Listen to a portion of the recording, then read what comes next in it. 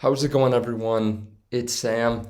The market has been taking a massive dip over the last few days, and I want to look at some of the best opportunities in the market. First of all, I want to cover some of the fears so that way you have a background for what could happen in the next few days, in the next few weeks that could send us down even further, but also some of the massive catalysts that are here to come.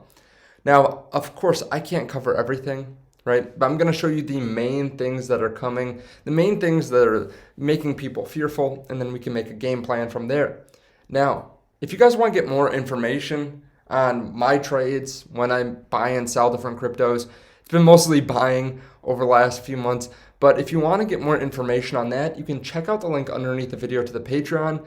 And I think right now is a really important time to hold cash because I think we could see more downside in the short term. That doesn't mean I'm not buying, but that means that I do want stablecoin. And I have a good portion of my portfolio in cash. I've had it in cash. I've been buying dips, but I have had a lot in cash. And I have a good majority of that over on BlockFi, where you can get up to 9.5% interest on some of your stablecoin. Now, there's a link underneath the video to them, and they will pay you up to $250 worth of Bitcoin when you sign up and deposit money on their platform. So the market is down today. We were looking like we are going to pass maybe 50,000 on Bitcoin. Ethereum was back over 4,200. We had some other cryptos that are doing well. Now we're seeing a little bit of a dip again with Solana in the upper 180s, Bitcoin around 48,500. We can go through the whole list, but basically we're still seeing red. We're still seeing not quite to where we were even just a day or two ago, but it's still not looking great. We haven't had a quick V-shaped recovery.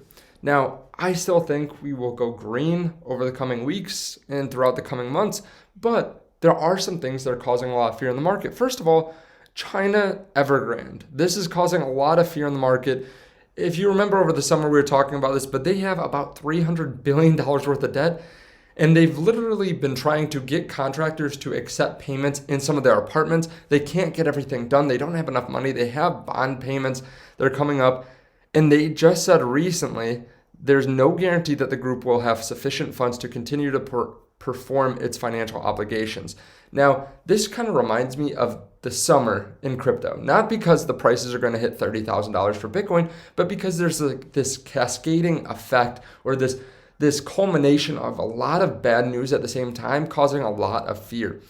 Also, we have the founder that has been selling off some of their shares. They sold 1.2 billion Evergrand shares for the equivalent of 344 million, cutting down the stake in the firm about 10%.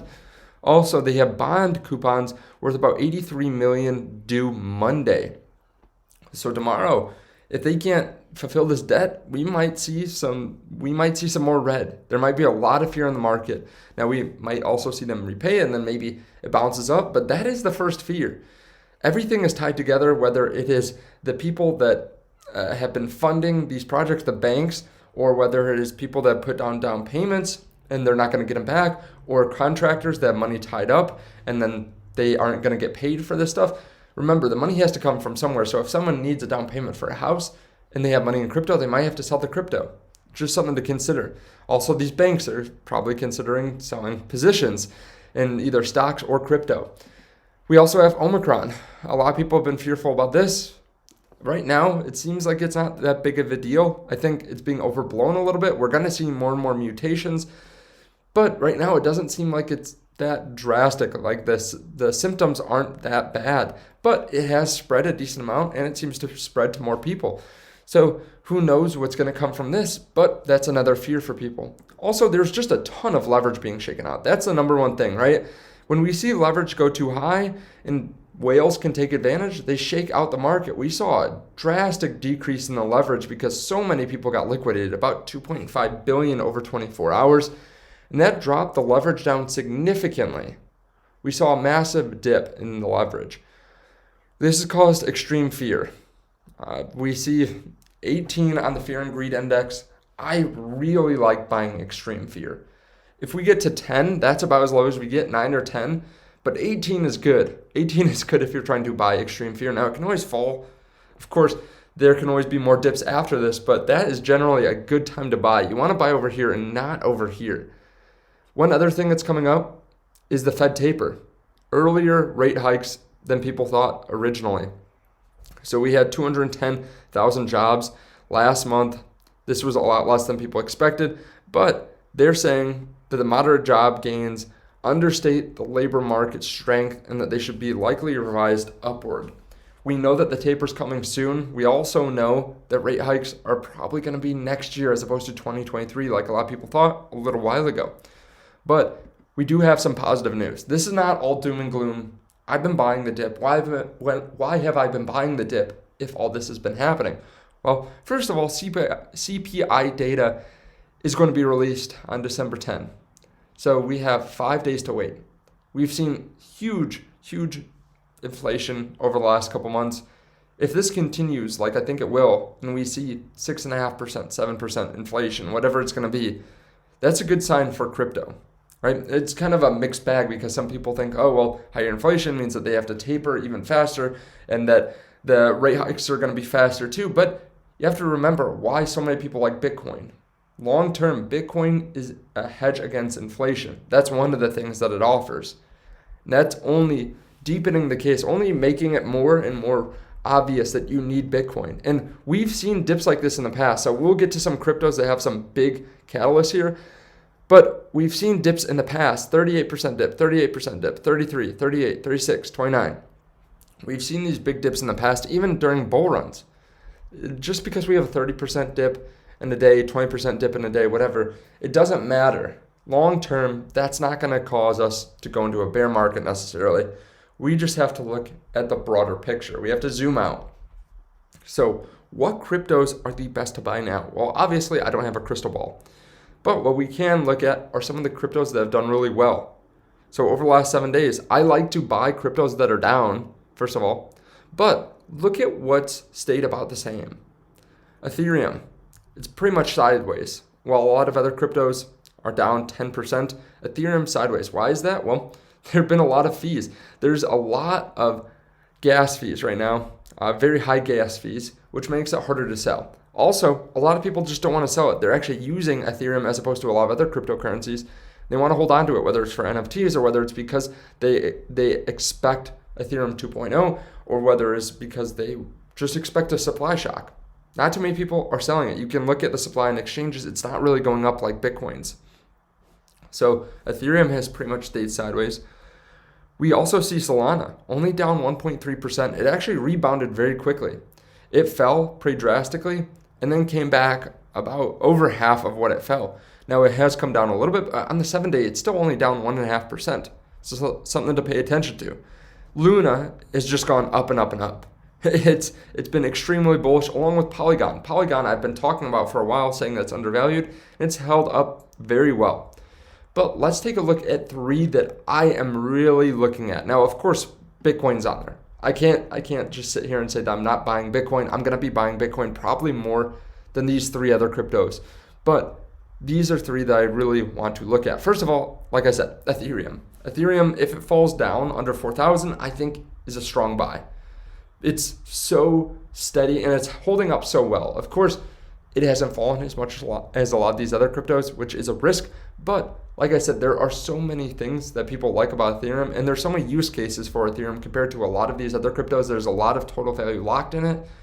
And this is a large enough crypto that institutions are going to be buying. Of course, we could see institutions selling all these cryptos too, but institutions will be buying Ethereum because it's a large enough crypto that they can put in a couple billion and then it's not going to spike up the price and they're not going to have to pay an extreme amount just to buy into it. They're not going to go buy some $200 million market cap crypto. They're going to be buying Ethereum.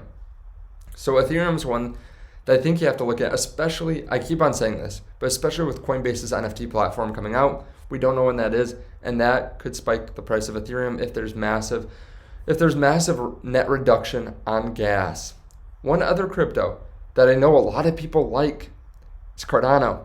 So we just got word this evening we will be providing access to the SundaeSwap public testnet. We're so excited for everyone to get SundaeSwap experience and to check out what we've been working on over the last couple months. So I know we've talked about this in the past, but Cardano has their first DEX and it's coming to the public testnet today. So if this runs smoothly, we hear that the concurrency issue is solved. I know that it's not really an issue because Charles Hoskinson says that more than one person can sell and buy at the same time, but we haven't seen a DEX actually be able to get past that. So if this goes smoothly, I think that will send up Cardano's price.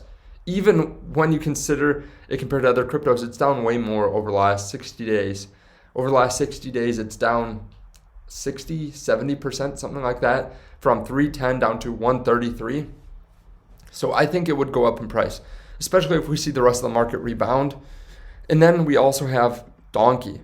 Donkey just spiked up this morning. Big YouTuber talked about how it's going on KuCoin, which we knew it was going to go on KuCoin, but they just brought it to people's attention again, and it spiked up to 135. But that's not why I'm saying to buy it. First of all, it's great that it's going to be on KuCoin, right? It's going to be a lot easier for a lot of people to buy. Probably will send up the price. But one other thing is, if we do see some kind of bear market, Donkey, if you haven't actually looked at it, it's a great way to farm. So if you haven't looked at yield farming before, you can make a lot of money from it, and you can use stablecoin. So what are people going to do when they sell off crypto? I don't think they're going to go put it in their normal accounts, in their bank accounts, and then move it over to stocks. I think they'll probably keep it in stablecoin, so that way it's easier to get back in if they see the tide changing. So where's a great place to hold stablecoin? Well, you can go and put it on something like BlockFi, or you can put it on something like Donkey, where you can get a yield, you can copy farm other people, and the price should go up for Donkey. It should also go up it should also help you get higher APYs for a lot of the staking, a lot of the farming on Donkey. So I think Donkey does well in a bear market. At least people will still be buying it and using it, as opposed to a lot of other cryptos that will fall down. Now, Donkey most likely will fall down just like every other crypto. I mean, you can see it's fallen down to 47 cents right after Thanksgiving. It could fall down like a lot of other cryptos, but also they have some big backers. They have a lot of people that are watching out for Donkey and trying to help them because they do have a great product. And like I said, there's actually a utility for it long term. Now, I think they will continue to get listed on other exchanges. I could always be wrong, but KuCoin's probably the first one that's really easy to get hold of. PancakeSwap's pretty easy too, but for a lot of other people, they're not using Uniswap, they're not using Dodo, ZT, Decoin. So that's just something to consider. Now, just remember, right? We have all these massive dips, but if you zoom out, do you want to be in crypto versus something else, right? You can go get in real estate, you can get 10, 15% returns with a lot of work. You can go get in stocks, expect 10% a year in the S&P 500, hopefully, but it's doubled recently, right? We've seen it go up a lot over the last year, so some people are expecting us not really to go up for the next 5 or 10 years any significant amount. Or do you want to be in crypto? The way I think about it is, if I want a 10% return in crypto, think about how easy that is. Let's say Bitcoin's 50,000 right now, just to make the math easy. To get a 10% return, you would need it to go up to 55,000 by the end of 2022. 2023, you need it to go up to about 61,000. The next year, 67,000. We're looking 3 years out to get to all-time highs again. 3.5 years out to get to all-time highs in Bitcoin. Think about some of these other cryptocurrencies. You need Cardano to go up to $1 and 43 cents to get a 10% return. What do you expect in a year in the S&P 500? And when you stake some of these things, you need half that return. So for Bitcoin, if it's at 50,000, we only really need it to get to 52,500. Not staking, but putting it on something like BlockFi or Voyager or something like that. You barely need it to go up at all to match the returns of the indexes. So if you pull it off here, what's your next best bet? Are you just going to keep it in stablecoin? I don't like just keeping all my money on the sidelines. I do like having cash on the sidelines, something in stablecoin, but I'm not taking out my entire portfolio because I know that this could rebound very quickly and I could be left out. So if you're fearful, just know you're never going to get returns in anything else like you're going to get returns in crypto most likely. Now, of course, I can always be wrong. I don't know what's going to happen in the future, but right now it looks like a juicy opportunity to buy some crypto. And I know that I will be looking to pick up some deals here, even over the next few days. We can always see more pain, so that's why I say throw some money on something like BlockFi. You never know what's going to happen. So put some money in stablecoin. That's just my opinion, but I think it's a great place to go. Thank you guys so much for watching. I really do appreciate it. Sorry if I stumbled through a couple different things. I just want to get this to you guys as quickly as possible because I know there's a lot of fear out there. Thank you guys, and I will see you in the next video. Bye.